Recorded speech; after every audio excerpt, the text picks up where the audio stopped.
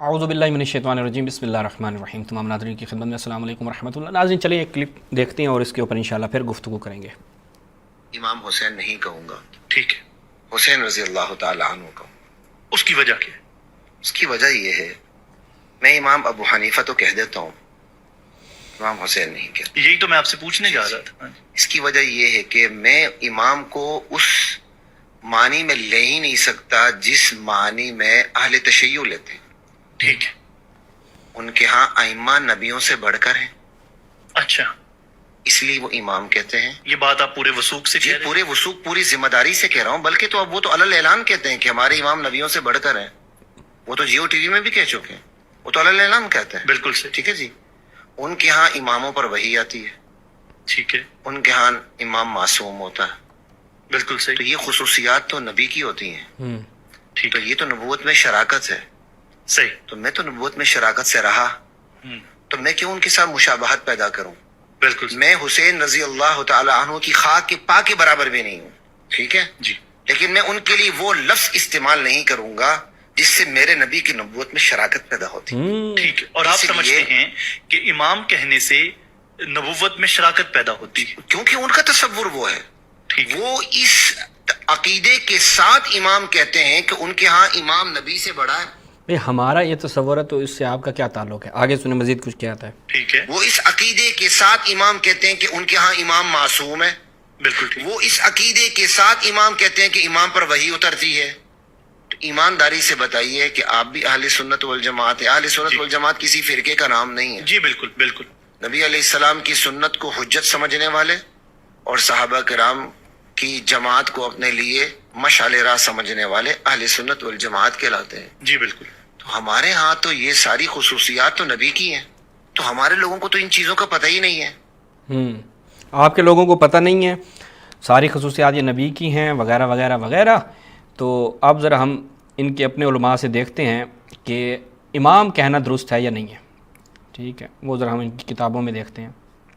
پہلی بات ہے خود ان کے ہاں یہ دیکھیں کتاب کیا لکھی گئی، کتاب کا ٹائٹل پڑھیں صرف، در تحقیق و اثبات شہادت امام حسین و کردار یزید۔ کس کی ہے؟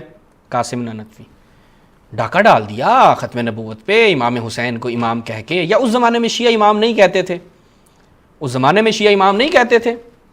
ہم اس کا دوسرا جواب بھی عرض کریں گے، لیکن آپ پہلے ذرا ان کے اپنے علماء کی ایک فہرست گنتے جائیں نا۔ بانی دارالعلوم دیوبند، تمہارے بانی، وہ نانوتوی صاحب نے کتاب کیا لکھی؟ شہادت امام حسین، ٹھیک ہے، وہ کردار یزید۔ اچھا، اب ایک قدم اور آگے بڑھتے ہیں، اب ہم ان کے دیگر علماء سے بھی دکھاتے ہیں کہ وہ کیا کہتے ہیں، کہ فقط انہوں نے صرف انہوں نے امام کہا ہے یا ان کے باقی علماء نے بھی امام کہا ہے؟ وہ بھی ذرا ہم ذرا ایک دفعہ دیکھیں۔ ہاں، یہ ملاحظہ کریں، کون ہے جی؟ تکمیل الایمان، رئیس المحدثین شیخ عبدالحق محدث دہلوی۔ بعض علماء اہل سنت تو یزید کے معاملے میں بھی توقع سے کام لیتے ہیں، بعض غلو و افراد کی وجہ سے اس کی شان و منزلت بیان، اور کہتے ہیں کہ چونکہ مسلمان کی کثرت کی بنا پر امیر مقررہ امام حسین رضی اللہ عنہ پر ضروری تھا کہ ان کی اطاعت کرتے۔ کس پر؟ امام حسین۔ یزید امام حسین کے ہوتے ہوئے امیر کیسے ہو سکتا ہے؟ ٹھیک ہے، یزید امام حسین کے ہوتے ہوئے کیسے ہو سکتا ہے؟ تو یہ ہو گیا دوسرے بندے۔ اچھا جی، اور آگے بڑھتے ہیں۔ اس کے بعد ایک اور شخصیت کو دیکھتے ہیں، یہ کون ہے؟ تحفہ اثنا عشریہ، تصنیف حضرت شاہ عبدالعزیز دہلوی صاحب۔ وہ لکھتے ہیں، اب اس اجمال کی تفصیل ملاحظہ عراق کے بدبختوں نے یزید کی سیاست میں آ کر بدبخت زیاد کے بھڑکانے اور اکسانے پر حضرت امام حسین کو شہید کر دیا۔ کس کو؟ امام حسین کو۔ کس کو؟ امام حسین کو۔ تو یہ آپ کی قداور شخصیات نے تو امام لکھا ہوا ہے۔ اب ایک قدم اور آگے بڑھتے ہیں، ان کی یہ کہتے ہیں کہ جی چونکہ شیعہ جو ہیں وہ اپنے ائمہ کے بارے میں یہ تصور کرتے ہیں شباہت نہ ہو جائے، تو علیہ السلام بھی ہم کہتے ہیں، علیہ السلام ہم کہتے ہیں ان کو، جبکہ آپ لوگ کہتے ہیں کہ انبیاء کے علاوہ کسی کو علیہ السلام نہیں کہنا چاہیے۔ لیکن آپ کے یہ عبدالعزیز دہلوی صاحب انہوں نے کیا کیا؟ یہ بھی تشیع سے روافض سے شباہت کر بیٹھے بیچارے۔ فتاوی عزیزی کیا بیان کرتے ہیں؟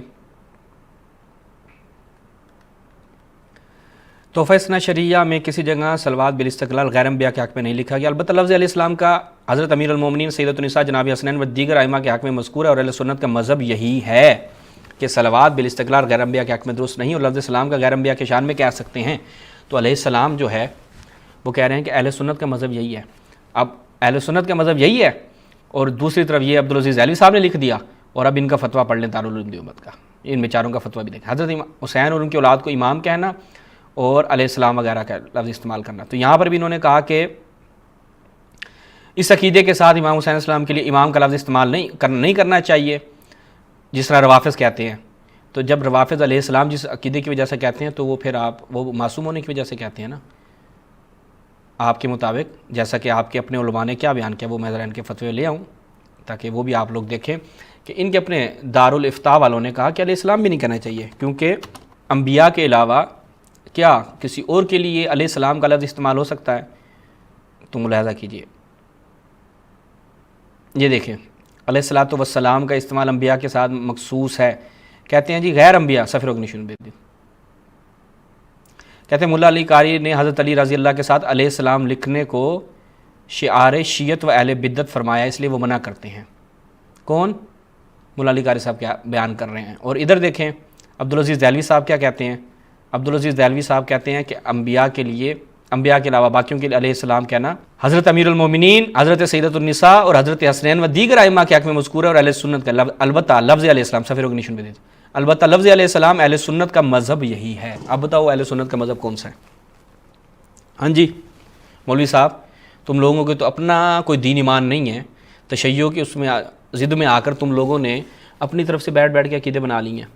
और दूसरी तरफ हम एक ये भी देखें कि ये कहते हैं जी तशय्यो के साथ शबाहत होगी, तशय्यो के साथ शबाहत होगी। तशय्यो जो है वो नवासिब के साथ शबाहत से क्यों नहीं बचते? वो आशूरा के दिन खुशी मनाती हैं, निकाह करते हैं, और तुम लोगों के यहाँ भी खुशी मनाना ये सारी चीज़ें जायज़ हैं। पूछो इनसे, आशूरा के दिन खुशी मना सकते हैं, खाने शाने पका सकते हैं, पिकनिक पे जा सकते हैं, हॉलीडेज़ होती हैं, हॉलीडे जाएंगे। उनको उस वक्त ख्याल नहीं आता तुम लोगों को कि नवासिब के साथ शबाहत होगी। रसूल के साथ शबाहत करते हुए क्यों उस दिन गिरिया नहीं करते शियों के साथ बैठ के? क्यों उस दिन मजालिस बर्पा नहीं करते? तुम्हारे अब्दुल अज़ीज़ दहलवी के घर में तो 2 मजलिसें होती थी, ये मुलाहिज़ा करें। फतावा अज़ीज़ी, वो तो वहाँ पे मरसिया भी पढ़ते थे, अब मरसिया शिया भी पढ़ते हैं। शियों से बचने के लिए कहाँ जाओगे? हर चीज़ शियों की ज़िद में छोड़ोगे, ये मुलाहिज़ा करें। फतावा अज़ीज़ी सफ़र अग्निशन। मेलाद की और अशरा मुहर्रम की मजालिस मुनक़िद करना कैसा है? अच्छा, कहते हैं कि जी साल में 2 मजलिसें फ़कीर के मकान में मुनक़िद हुआ करती हैं। मजलिस ज़िक्र वफ़ात शरीफ और मजलिस शहादत हुसैन, और ये मजलिस बरोज़ आशूरा या उससे 1-2 दिन कबल होती है। 400-500 आदमी बल्कि 1000 बंदा जमा होता है, दुरूद शरीफ पढ़ते हैं। जब फ़कीर आते लोग बैठते हैं, फ़ज़ाइल हुसैन का तज़किरा होता है, जो कुछ हदीस में आया, रिवायत सहीह में आया है। हज़रात के कातलों की बदनुवानी का बयान है, वो जिक्र किया। बाज़ तकलीफ़ें जो नज़रात को ही रिवायत मोतबरा से साबित बयान की जाती हैं। इस ज़िम्न में बाज़ मरसिया जो जिन परी से हज़रत उम्मे सलमा दीगर साहबी ने सुना, वो भी जिक्र किया जाता है। और ख्वाब आई वहशतनाक जिक्र किया जाते हैं जो हज़रत इब्न अब्बास और दीगर साहबा ने देखे थे। उससे मालूम होता है कि जनाब रिसालत माब को इस वाक़े से नहायत रंज अलम हुआ। फिर ख़त्म कुरान आयतें पढ़ी जाती हैं।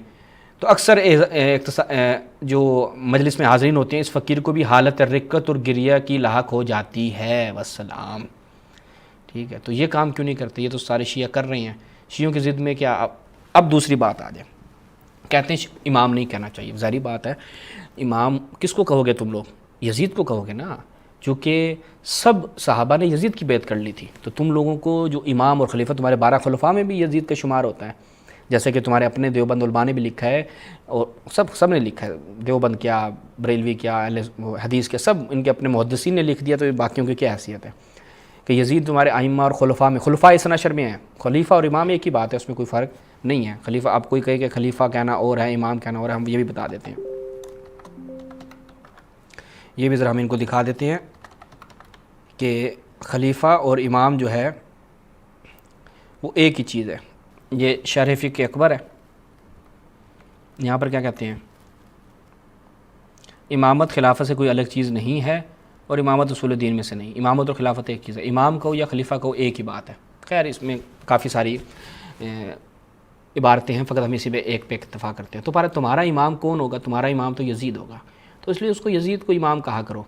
और फिर जो इमाम के ख़िलाफ़ ख़ुरूज करे اس لیے امام حسین سے تمہارا کوئی تعلق بھی نہیں ہے۔ آج الحمدللہ جو یزیدی کھل کر آ رہے ہیں باہر اور اس طرح کی تعبیر استعمال کر رہے ہیں، تو یہ پتہ چل رہا ہے نا کہ ان لوگوں کا جو اصل مذہب ہے وہ باہر آ رہا ہے۔ اصل مذہب کیا ہے؟ اصل مذہب یہ ہے کہ کس کی معاویہ کے بعد خلافت آئی اہل سنت کے مذہب میں؟ یزید کی۔ یزید ان کے صحابہ کا خلیفہ اور امام مقتدیٰ پیشوا، جس کی بیعت کے بغیر مرنے والا جاہلیت کی موت مرتا ہے، جیسا کہ عبداللہ بن عمر کی روایت ہے صحیح بخاری کے اندر۔ تو اس کے بعد ظاہری بات ہے امام اور خلیفہ، مطاع، پیشوا، مقتدیٰ کس کو کہا جائے گا؟ یزید کو کہا جائے گا۔ امام حسین علیہ السلام کو امام کہنا واقعاً نہیں کہنا چاہیے۔ تو میں آج جتنے بھی اہل سنت ہیں ان میں سے کسی کو حق نہیں ہے امام حسین کو امام کہے۔ امام کا مطلب کیا؟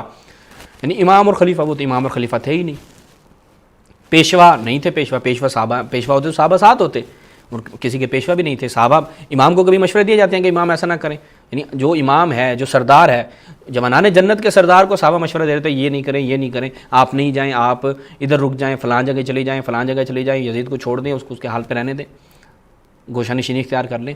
تو ظاہری بات ہے نا، آپ کے صحابہ نے امام حسین کو امام مانا، نہ آج صحابہ کے ماننے والے امام حسین کو امام مانیں گے۔ تو ان لوگوں کا اس جہت سے جو میں نے عرض کیا تھا نا کہ دوسری جہت سے جواب عرض کروں گا، تو اس جہت سے جو کہ حقیقی جہت بھی ہے اہل سنت مذہب کی جو اصول ہیں اس کے اوپر یہ بات بالکل 100% درست ثابت ہوتی ہے کہ امام حسین کو ان کے ہاں امام کہنا جائز نہیں ہے، ان کو رہنما اور پیشوا کہنا جائز نہیں ہے۔